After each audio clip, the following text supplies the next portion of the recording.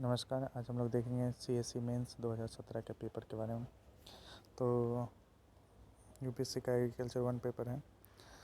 पहला है precision farming क्या होता है, मतलब पिछले लेक्चर में बता चुका हूँ। दूसरा ecological principle for productive and sustainable agriculture. कौन कौन से इकोलॉजिकल प्रिंसिपल्स हैं जिस पर सस्टेनेबल एग्रीकल्चर किया जा सकता है, जैसे ecological principle of health care, environment and relation between environment and development, role of BT cotton in cotton production. BT cotton का क्या रोल है कॉटन प्रोडक्शन में, इसको देखना है। तो बीटी कॉटन का रोल क्या है, एक तो इंसेक्ट पेस्ट से रेजिस्टेंट है, दूसरा हाई यील्डिंग कैपेसिटी है। सॉइल हेल्थ क्या होता है, सॉइल हेल्थ में सॉइल माइक्रोऑर्गेनिज्म का क्या कितना मल्टीप्लिकेशन है, उसका पीएच कितना है, ये सारी चीज़ों को देखना है। How the are the plant classified, plant को कैसे क्लासीफाई करते हैं, प्लांट न्यूट्रिएंट को। तो उसका अर्नॉन एंड स्टॉट का classification. What is the role they play in crop productivity, crop productivity में क्या रोल है। What are the organic farming, organic farming क्या है। How does it help in sustaining the soil fertility and crop productivity. सबसे पहला point organic farming क्या लेना, organic farming के क्या क्या प्रिंसिपल्स है वो लिख देंगे। फिर दूसरे पार्ट में क्या लिखेंगे, दूसरे पार्ट का 2 पार्ट है, पहला है सॉइल फर्टिलिटी पार्ट, दूसरा है क्रॉप प्रोडक्टिविटी। सॉइल फर्टिलिटी को कैसे इंप्रूव करता है, तो ऑर्गेनिक फार्मिंग कैसे करता है, सॉइल स्ट्रक्चर सॉइल टेक्सचर को इंप्रूव करता है, क्रॉप प्रोडक्टिविटी को इंप्रूव करता है। Describe the method of biological wheat control with suitable example. Biological wheat control method को डिस्क्राइब कीजिए विद सुटेबल एग्जांपल। उसके बाद नेक्स्ट है describe the technology for seeded and transplanted rice production. तो seeded rice production एक पहला point में लिखेंगे, 10 नंबर का क्वेश्चन है, और 10 number transplanted. Role of afforestation in minimizing environmental pollution. Afforestation का क्या रोल है एनवायरमेंट पॉल्यूशन में, आप ही बताइए। कार्बन सिक्वेस्ट्रेशन हो जाता है, ठीक है। दूसरा क्या होता है, फॉडर भी मिल जाता है। तीसरा क्या होता है कि ये फॉरेस्ट अगर ज़्यादा होगा तो हमारा क्या एडिशनल इनकम हो जाएगा। और तीसरा ये हो जाएगा कि कार्बन को एब्जॉर्ब ईजिली कर लेगा। Describe the utility of remote sensing and GIS in forest plantation. क्या क्या रिमोट सेंसिंग और जीआईएस का यूज़ है फॉरेस्ट प्लांटेशन में। देखिए रिमोट सेंसिंग और जीआईएस का यूज़ तो एक फॉरेस्ट प्लांटेशन में है, उसका फॉरेस्ट फायर में भी आप वे फॉरवर्ड में आप ये लिख सकते हैं कि फॉरेस्ट फायर जब होता है उसमें भी इसका बहुत बड़ा रोल है। उसका नेक्स्ट है describe the crop wheat competition. Crop wheat competition क्या है, डिफरेंट फैक्टर जो एफिशिएंसी ऑफ हर्बिसाइड को अफेक्ट करते हैं। उसके नेक्स्ट है describe the utility of forest product in increasing farmer income. क्या क्या यूटिलिटी है फार्मर्स इनकम को डेवलप करने में।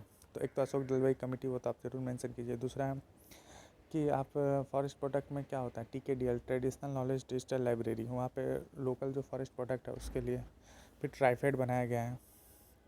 ये सारे describe the soil salinity. Soil salinity क्या है, क्या क्या मेथड है सॉइल रिक्लेमेशन के। अब आते हैं पार्ट बी में।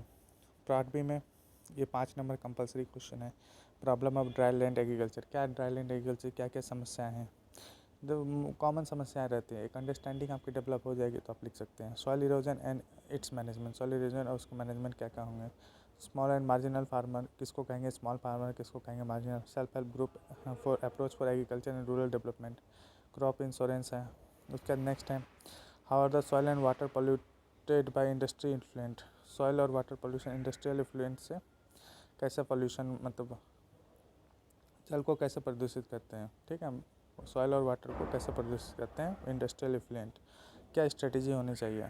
तो यही है कि आप या पेस्टिसाइड वगैरह जो भी वेस्ट है वो सब पानी में डाल देते हैं, सॉइल में डंप कर देते हैं। तो ये सब एक समस्या है, उसको कैसे पहले सीवेज ट्रीटमेंट प्लांट वगैरह बना के। What are the different technique use for increasing water use efficiency in relation to crop production. कौन कौन से टेक्निक है वाटर यूज एफिशिएंसी को बढ़ाने के लिए। क्या क्या वेरियस फार्म मैनेजमेंट टूल्स हैं फार्म प्लानिंग में। क्या क्या फार्म प्लानिंग क्या होता है, आप पहले से डिसीजन मेकिंग करना कि फार्म में किस तरह की चीज़ों को लेना है। और फार्म मैनेजमेंट में क्या होता है, हमको प्रॉफिटेबल बनाना है। उसका next what are significance of marketing information in agriculture marketing. क्या क्या सिग्निफिकेंस मार्केटिंग इन्फॉर्मेशन है जो एग्रीकल्चर मार्केटिंग के लिए, जैसे harvesting, consumer demand, available market, ये सारी चीज़ें हैं। Discuss the status of market intelligence. क्या क्या मार्केट इंटेलिजेंस एग्रीकल्चर, अभी जैसे इनाम है, ठीक है। अभी trade and facilitation bill act जो आ गया है 2020 जिसका विरोध प्रदर्शन हो रहा है। What are the target group for agriculture extension. क्या क्या टारगेट ग्रुप होते हैं, तो रूरल एग्रीकल्चर फार्मर, वुमेंस, ये सारे हैं। रोल कैन बी केवीके, कैसे केवीके रोल करता है, इसके 5 मैंडेट हैं वो लिख सकते हैं। On farm demonstration, capacity building, specific trial, location specific trial होता है, ये सारी चीज़ें आप लिख सकते हैं। Describe the significance of MSP of agriculture produce in India, क्या सिग्निफिकेंस एमएसपी का, एमएसपी से क्या सिग्निफिकेंस, एक तो फार्मर का इनकम एकदम इंश्योर होता है, दूसरा क्रॉप प्रोडक्टिविटी मेंटेन होती है, तीसरा क्या होता है कि अगर लॉस मार्केट नहीं मिल पाए तो भी हम लोग बेच सकते हैं। कैसे वर्क करता है, वर्क कैसे करता है, वहाँ एक मंडी एपीएमसी का पूरा मॉडल चार्ट दे दीजिएगा। What do you mean by integrated watershed development and what its significance in trial and agriculture. उसका नेक्स्ट है describe discipline measure to improve the drainage of waterlogged soil to increase soil fertility and crop productivity and what are the principle for agriculture extension education differ from the formal education. Thank you so much. आप लोग इसको बार बार practice कीजिए, एक rough idea लीजिए, और एक question आए तो एक क्वेश्चन ही लिखिए, कोई बात नहीं है।